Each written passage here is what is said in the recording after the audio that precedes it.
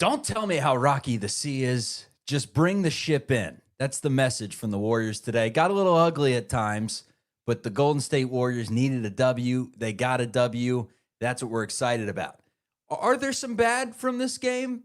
Jimmy Butler leaving with lower back tightness is never good, but let's talk some good with just a sprinkle of the negatives. That's on today's live edition of Locked On Warriors post game. Let's go. You are Locked On Warriors, your daily Golden State Warriors podcast. What are they going to say now? Part of the Locked On Podcast Network, your team every day.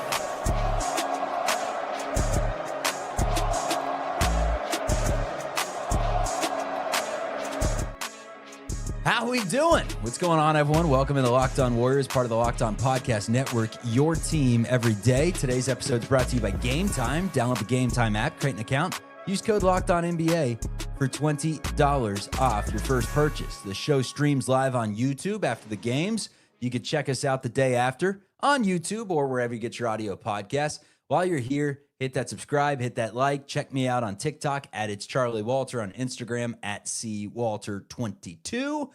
And yeah, I appreciate it very much. Matt Kolsky appreciates if you follow him on Threads. He's a Threads guy. Who knew? At the Kolsky on Threads and on Instagram. You can also find him on Blue Sky, Twitter, all the good apps there. Warriors needed it, and they got it. Final score, 118-107. A little too close for comfort at times in the fourth quarter. But again, don't tell me how rocky the sea is. Just bring the ship in. Counts as a W in the win column. It's a game that you had to win. And there's a lot of reasons why the Warriors were able to get it done. Main reason, they were able to push the pace early and get out to a 20-point lead in the first half, led by Moses Moody with 22. Or should I say, led by Stephen Curry, who had 28 points to pace the way. But it did feel like Moses Moody gave him that jolt early that allowed them to race out to a lead. Quentin Post and the pick and pop was knocking down some threes. Draymond Green everywhere defensively. Jimmy Butler had to leave in the second half with lower back tightness. And from there, the Warriors were just able to kind of hang on as Devin Booker tried to put on his cape and propel Phoenix to the finish line. Matt Kolsky, how we doing tonight, man? A win's a win.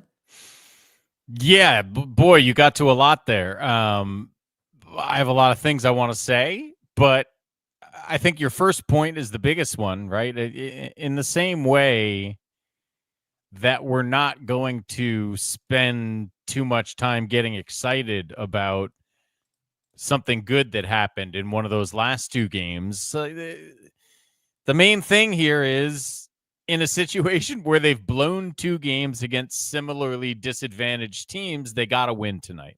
And I think you're right that it was a pretty important win, which is maybe weird to say about but a game. Had they not done this, we would have been frightened, man. Had they not, knowing that they needed this win against a team missing Dillon Brooks and Jalen Green. And by the way, Dillon Brooks got a technical tonight and, a collared shirt on the sideline. You don't see that often, but. Bum. Thompson said it, not Kolsky. I don't like saying stuff like that about NBA players because they're all incredible for the most part, but just like some dudes, and they got two of them on Phoenix. I don't know how Grayson Allen isn't suspended for life based on his behavior, but anyway, Moody was killer tonight. And look, they got out to a big lead in part because Quentin Post, he hit 3 threes in the first quarter on those pick and pops. Kalena was saying it on the broadcast that for whatever reason, Phoenix was not tracking Quentin Post on the pick and pop, and he took advantage of that early. So again, I think this was a game where your young guys really did the job. And that is very encouraging for obvious reasons because, it's also a game where you see, forgetting what happened on the floor, this is the first of what I am confident will be a number of bangs and bruises and bumps for the Hall of Fame players on this roster. And you're going to need Moses Moody to have a big game when Jimmy Butler can't play the second half, So that is all super encouraging stuff for the Warriors. Trace Jackson Davis got going early a little bit. He had it was Lob City and Chase for a bit there with him throwing down, I think it was 2 or 3 alley-oops, one from Pajemski, maybe one from Buddy Hield. So good start for Trace. We mentioned Post with the pick and pop. Draymond's defense was amazing, which makes me want to bring up a point. We had talked about, it was like a week ago, right before Halloween, you got into evil spirits and all this kooky stuff. Let's just say Kolsky got into the never mind. Cult. But we had said basically that if there was one player in the starting lineup that hypothetically an evil spirit got to him and they had to miss 50 games, like who could you withstand losing the most? And we kind of scratched our head. A week later, there's no reason to scratch your head. I think it's Al Horford. I think he's the logical answer there. I know he gives you the size and everything, but like Draymond, look, his offense is his offense at this point in his career. We know this, but like defensively, he's so good back there. So good. And he was awesome tonight, even though it probably didn't show up in the box score or whatever the final numbers were. Yeah, I think he looks better. He does. Not unlike Steph on offense, he does 1 or 2 things almost every time he's out there defensively that just not that many people in the league can manage. And at this point of his career, it's all a mental advantage that he's over the game. But the way he can do that on defense is nothing short of spectacular. Eventually, we'll get the other side of the one thing to say his offense is his offense. You know, he's not going to start scoring 20 or 9 down threes at a 5 a game rate, but you know, he's got to be more responsible, and it's not new, and get more of that later. To me,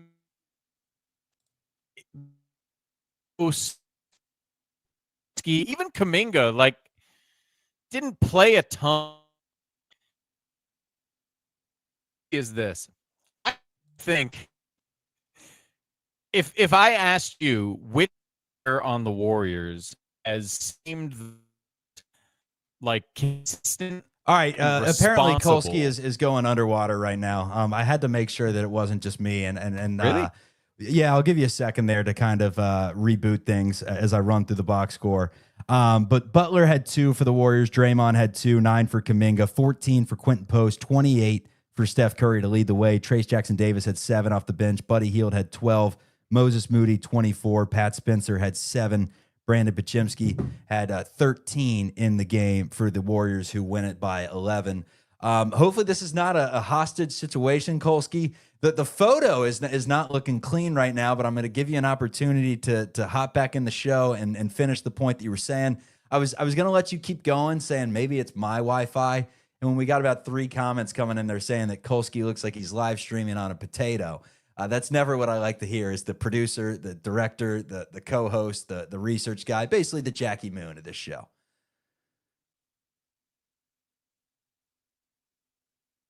And I may be talking to myself tonight. Kolsky, you welcome yourself back in when you have a minute, but I'm going to kind of run through how things went. First of all, we'll pay the bills here in just a second now. Warriors get the win 118-107. Moses Moody, the big night. Jimmy Butler was hurt for the Golden State Warriors. And again, it wasn't always pretty, but in a long season, 82 games, it doesn't matter how you get it done. A win is a win. You look clean now, Kolsky. I'll let you finish your point one more time before I officially banish you from the first block. I think it solved the problem, and and the problem was I had turned my mic off. All I was saying was, interestingly enough, I think although tonight was not his best game stretch, I think Kuminga has actually been the guy who's been the consistent in terms of effort and like what is he bringing to you out on the floor so far this year? Because every night it's kind of been the same. He's attacking the boards. He's playing responsibly on offense, not taking a lot of crazy shots. And tonight there was a little less because he played a little less. All guys did everything you'd want them to do tonight, as far as I'm concerned. And the Warriors are going to need that all year.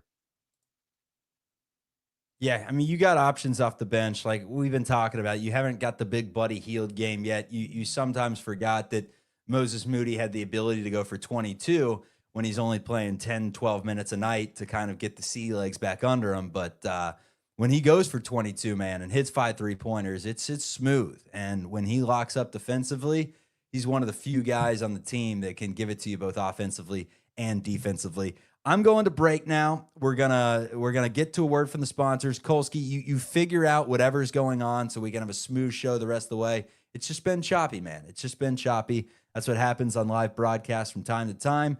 But we'll get back to it in just a second. From now, a word from our sponsors. This is Locked On Dogs. And most importantly, he a dog. We need more dogs. Today's episode is brought to you by Game Time. Basketball season's officially here, and nothing beats being in the arena for those opening games. But let's get real. Getting tickets can sometimes be a headache. It's easy to get frustrated when all you want to do is cheer on your team.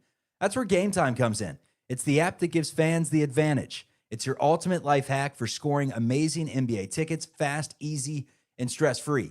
I like Game Time because you get the panoramic view of your seats before the game begins.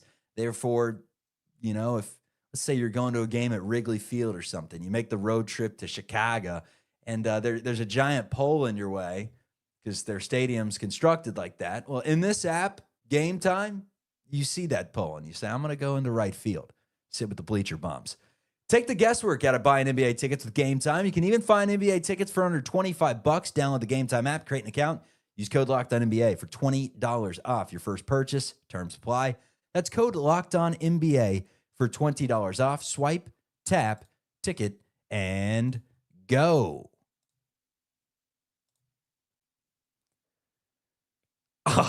I got the black screen for a second there, and I'm like, that's not a great start to block number 2. Hopefully the train's back on the tracks. Matt Kolsky, the guest tonight on the program. This is a game that the Warriors needed. It's a game that the Warriors got. Steph Curry, last 2 minutes of the first half is what I want to talk about, man. He was just so good for the Warriors in that stretch. I think he hit 3 threes in the final 2 minutes of the first stanza. The ball was whipping, first of all.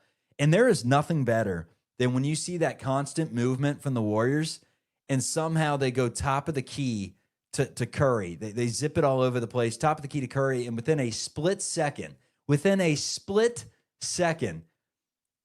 that release point that's so beautiful that for a long time, Duke and North Carolina coaches and Wake Forest and all the D1 coaches said, he shoots it too low. It's not going to work at the next level. It's not going to work in D1 basketball. Mr. McKillop said, oh, that's going to work all right. And the rest is history. And dude, it's just such beautiful basketball when he gets that top of the key 5 feet behind the 3-point line, lets it fly. And it's just that perfect swish that when you know with Curry, there's just certain looks that he gets. It's almost more automatic than the open ones. Are those, top of the key, like when he has that split second to let it go, and it's just bang, man. And you look good, by the way. Whatever you did with your internet, I think we're good to go now. Yeah, weird, but fire them, whatever they fingers did. Crossed. Yeah, fingers crossed we're fixed. We say it over and over again, and you don't want to belabor the point, but you also don't want to forget it. Yeah, I said goodbye to SpongeBob. Steph Curry is a gift. If you're a basketball fan, particularly if you're a Warriors fan, but honestly, if you love basketball, Steph Curry is a gift because of how incredible he is, because he's, one of the 10, 15 greatest players of all time, because of the shooting ability, but maybe more than anything, because of just the general joy and creativity with which he plays the game. And there's nothing in sports, there never has really been anything in sports like a Steph Curry explosion on the basketball floor. We're lucky to be alive when it's happening, period, full stop. What's the closest thing? Because there have been some moments in the NBA and some other players that obviously specialize. Like when Giannis gets downhill, it's a thing of beauty. When Jokic gets it on the block, he's a technician. But in terms of like other sports, baseball, it's hard to really compare. I mean, I guess, when Kerry Wood goes for 23 strikeouts or Randy Johnson goes for 20 strikeouts, something like that, and they're dialing perfect games, those types of performances individually, like tennis, stuff like that. But those are different things. I'm glad you brought up baseball, Chuck, because I was having trouble thinking of one. But when you said baseball, I don't know if you went Kerry Wood thinking you might get to me, but I'm a White Sox fan, so he can go screw. I know that he had like he did have the 20 strikeout best game, Yeah. and I remember watching that live. But those are individual performances. And listen, with all due respect to Steph Curry, there are players who will go down as greater players in the history of the game. A LeBron, for instance, who does dominate the game in a way that Steph was never able to. We can argue about why and how and all that, but he does. But there's still nothing he does that's anything like when Steph really goes off, right? I mean, honestly, the closest basketball player to it was Clay in his prime. The Clay explosion was just as potent for a couple of years there, but obviously not nearly the longevity of that level. To me, it's not just singular performance. It's the constant electricity around him that he could do these things at any time. And the baseball player that brings to mind for me is Pedro. And it's kind of a nice comparison, if I may say so myself, because there was something about him. He was this little guy, but he had a particular attitude about him and an incredible, I mean, his stuff was just completely like nothing you'd really ever seen from anyone else. That's the kind of guy that Steph Curry is to me. And yeah, I'll never get sick of watching it, and I hope it continue. May it continue for many years to come. All right, this is breaking news live during the show at the press conference. Steph Curry said the gas tank was on E in the second half. He's dealing with a cold right now. Okay. He will not play against the Sacramento Kings. So he originally said, I'm going to see the team doctors. And then moments later, Steve Kerr said, no, he's going to miss the game in Sacramento. Jimmy Butler is labeled as questionable. So you've said a couple times, I'd love to see Steve Kerr rely on the young guys a little bit more, give them the keys and run. This is going to be one of those nights by default. Yeah. And let me put it this way. I'm glad it happened. Draymond and Sabonis, we're running it back, man. I'm glad it happens as a result of a minor illness for Steph and what is hopefully a minor back soreness problem for Jimmy, based on the fact that he's, still questionable for the game. But this is precisely why, as silly as it might have seemed a week ago, I was at least mildly advocating for pretty aggressive, I don't even want to call it load management, player management, because these guys are over 35 and I'm over 35, and it's tough up here, man. I'm just telling you. I don't know how many of the people watching and listening are also over 35, but like the body doesn't hold up. Then there's nothing you can do about that. No, look, these guys' bodies are going to hold up a lot better than mine.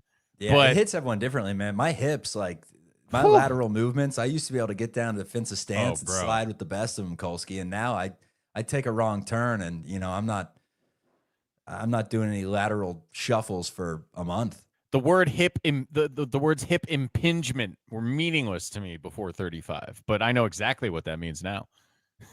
Yeah, I'm good vertically. Up my and hips down, are forward my and hips back. are impinged right this moment. Once you start moving to the side, man, it gets a little bit difficult. Yeah, bummer of the thing is there's a lot of side-to-side movement in the game of basketball. So, like, these guys do need to be managed, and, we're not worried about a cold for Steph, and I think we could have predicted the occasional back soreness for Jimmy this year, so it's nothing to write home about, but I think they can both use a night off on the second night of a back-to-back against the team that, quite frankly, you should beat anyway. Yeah, and it's phenomenal because Curry had a game last year against Memphis where he went for 0. He had a game where he didn't hit a field goal. There were some duds. So when Steph against Indiana goes for 20, and granted, it was he admittedly said it was one of the worst games he's had ever.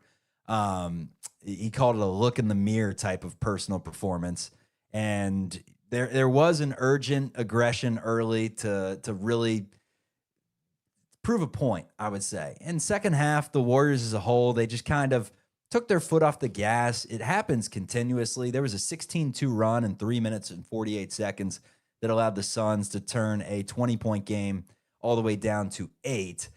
Devin Booker was awesome. You actually mentioned in a text with me that you think he's the best shooting guard in the league. And I was like, I find that hard to believe. And I then asked the question. You kind of countered with like, okay, probably Ant, and then there were some others that were brought up. But he is damn good and doesn't really get the respect he deserves, frankly, because of the team that he's been on lately. They've been bad. Most of his career, other than that few-year period with Chris Paul, he just hasn't had the talent around him to compete. But you know, you look at his Olympic career, you look at what he did when he did have Chris Paul and DeAndre Ayton, and listen, it was an old Chris Paul, and we see what DeAndre Ayton is. Like, Devin Booker did a lot of heavy lifting there. I think the guy's awesome. And yeah, you probably pick Ant if you're, you know, playing one of their careers forward, but it's close. And on a game-to-game basis, I think I probably like the consistency of Devin Booker. He's a guy I feel like I can trust on both ends of the floor. He's shown he's a team guy when he goes to the Olympics. He's kind of my ideal two-guard in this NBA. Yeah, I brought this up the other day because there's so many different molds of shooting guards, and I was looking at it through the lens of the young dudes. Some of the rookie of the year candidates, and VJ Edgecombe. That's how you want a two guard to look, man, right? Like two-way, someone that almost looks like a child out there in terms of like he's a babyface assassin, you know, like he just looks really young. He's kind of like wiry. You don't think he's 6'5" watching him, and you're like, oh, he's 6'5". And those are the types of dudes that are sneaky, you know, when you think they're little and they're actually big dudes, and you think they're young and they are young, but they play really poised and have a maturity level about them. That's my ideal shooting guard. And then Klay Thompson, who Con Knipple is trying to compare himself to, and he's kind of got that same ability to do less with, or do more with less, I guess I should say, where, you know, he doesn't need to dribble a ton, doesn't need to pound the rock into the hardwood. He can just get open, use his size. He's like 6'6", 6'7". That's the type of two guard I want. And Devin Booker kind of fits that mold of Knipple to a certain degree. Well, I think Knipple would be glad to fit the mold of Devin Booker would be a better way to say that. But Kolsky, I'm with you. I think Knipple in some ways is more of like a supersized, supercharged Pajemski. You know, he does a lot. He's like a overqualified role player right now. Knipple, you know what I mean? I think he's better than that long term, to be clear. I'm not trying to crap on Knipple, but Booker is like kind of the old school, straight up and down, work for your shots. I mean, and it's an archetype you strangely don't see anymore, and he doesn't look the same, and he's not the same athlete, obviously, but he's kind of in the Michael Jordan archetype of shooting guards, right?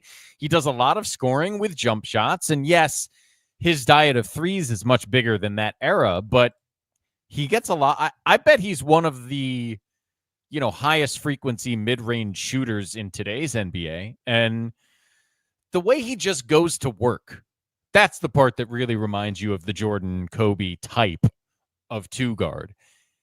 He gets the ball. He has tremendous footwork.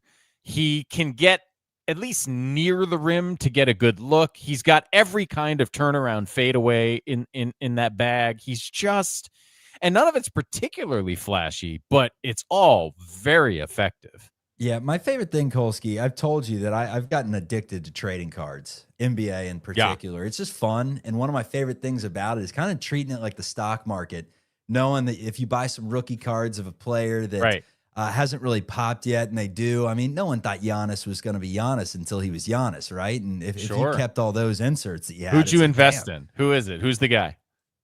Everyone. I don't know who to pick and choose, but that's kind of my point right now in the NBA. There's so many guys like 10 years down the road. How are we going to view Devin Booker? How are we going to view Donovan Mitchell? How are we going to view all these guys that are like fringe awesome? They are awesome, right? But fringe, like some of the best in the game, all NBA type guys, because there are those dudes all throughout history.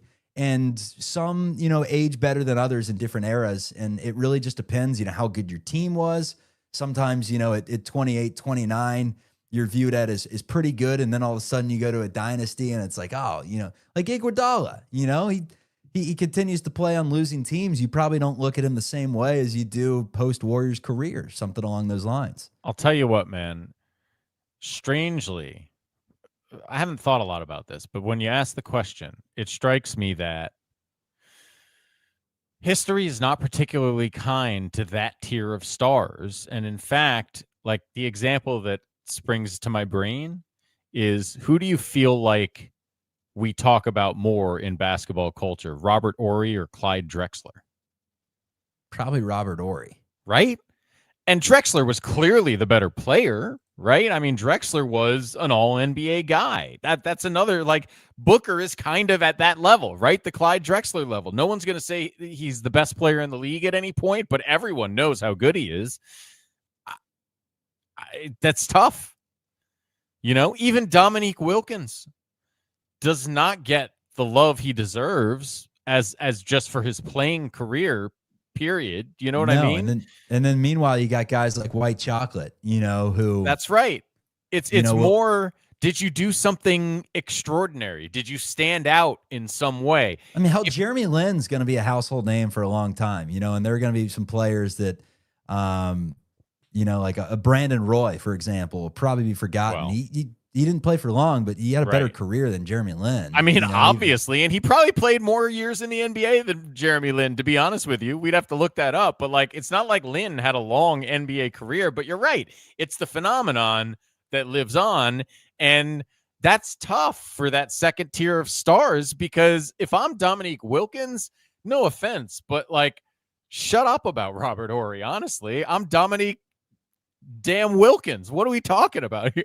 Yeah, but he was Big Shot Bob, right? And that matters right. At the end of the day. It's how you score some of your points. And again, like Steve Kerr, obviously, now that he's in coaching and has won so many championships, he's revered. But Steve Kerr's not on the Bulls. He's not on the Spurs. He's not winning championships with those teams. If he's thrown away in Indianapolis playing for the Pacers or whatever, you're not talking about Steve Kerr the way that you would have even if he didn't get into coaching, So it is interesting. Well, but Chuck, that's one of the beautiful things about the association is it changes year to year, truly.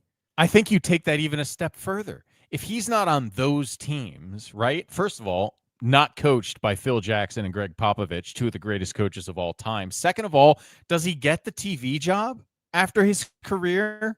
If he doesn't have those public moments of hitting a championship winning shot and stepping up as a 35-year-old from the Spurs bench, I don't know.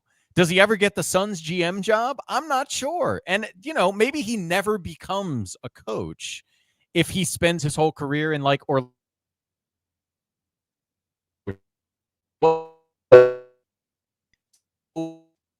yeah.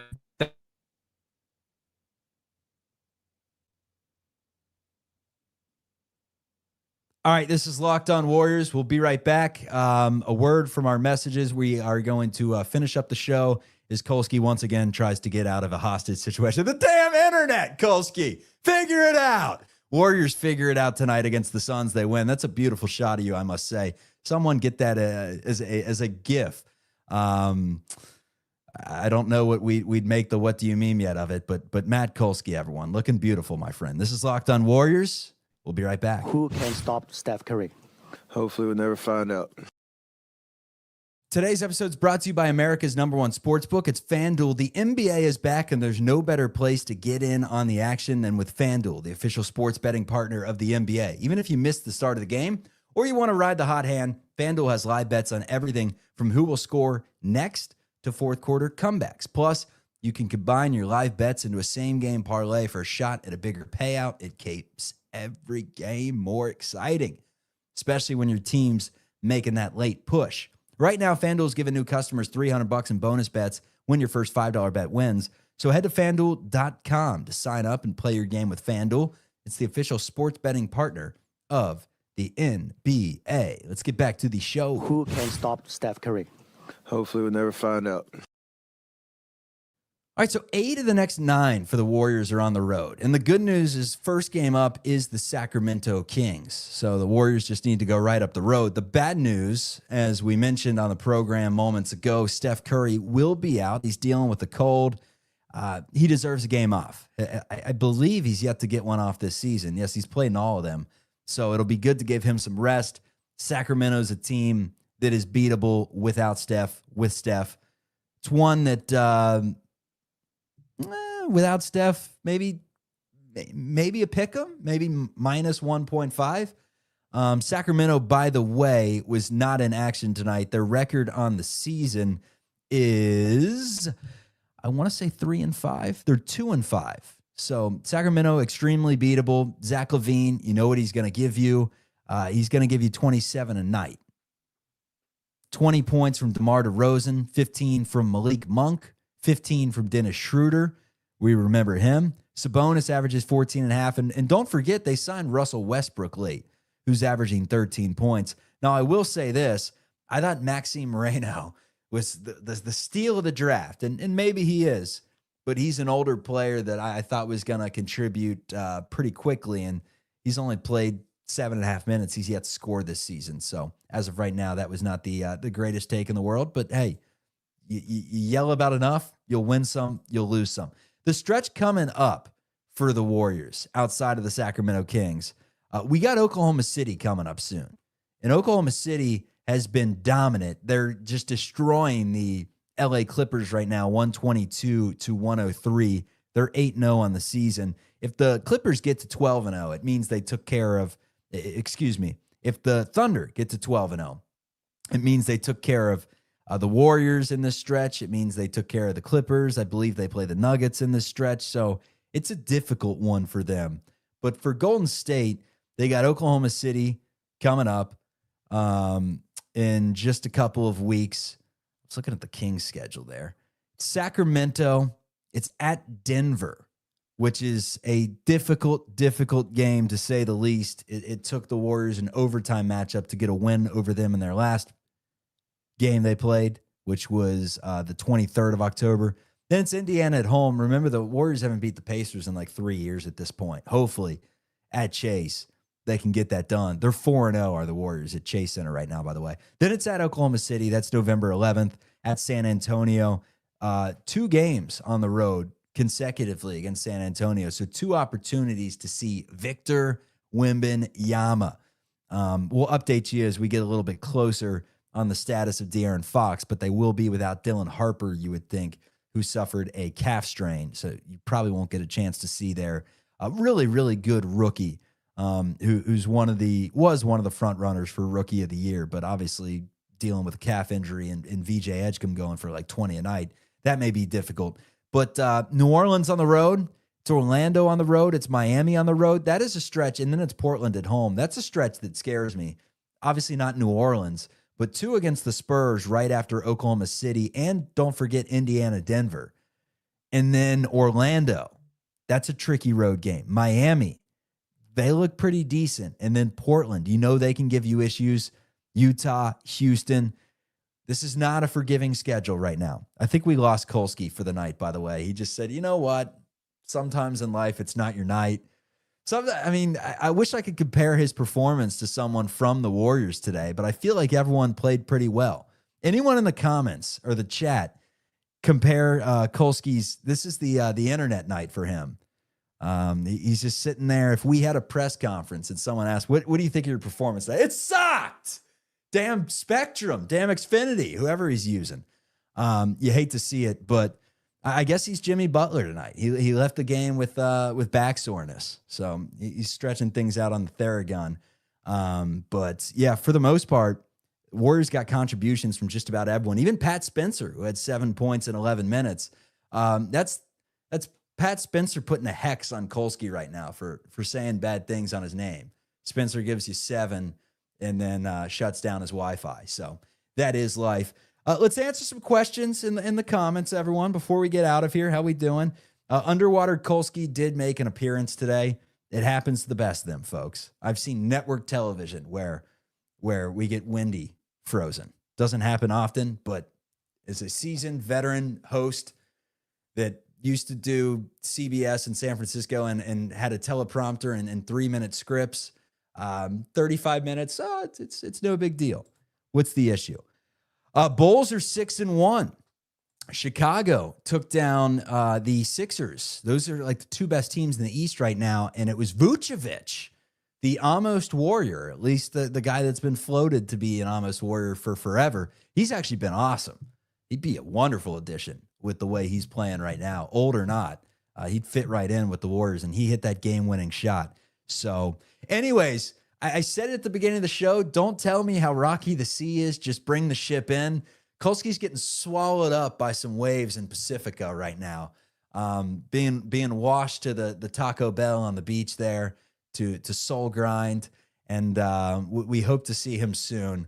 But just bring the ship in, Kolsky. If you're listening, just don't tell me how rocky that sea is. Bring the ship in. Warriors get it done, 118-107. Thank you for spending part of your time with us. I will edit out the choppiness on the audio podcast in the morning, so should be a clean audio experience for you all. Thank you. Have a great night. Dubs are... Hold on, everyone. What are you doing in here? What are you doing in here, Kolsky? I'll give you one final thought. You look good, by the way, but I said my goodbyes. Oh, I was just coming back to apologize to you off air for blowing it, No, you're good. I actually compared your performance tonight to Jimmy Butler's. I said you left with a lower back tightness. Well, I do have lower back tightness, and I did leave, so you were telling the truth. Hey, all good. This is Locked On Warriors. Back to back. You in for Kings tomorrow? We'll see you. As long as my internet works, yeah. Ethernet, baby. Ethernet. This is Locked On Warriors, part of the Locked On Podcast Network. Your team every day. Peace. I'm not on Wi-Fi, man. I wouldn't do that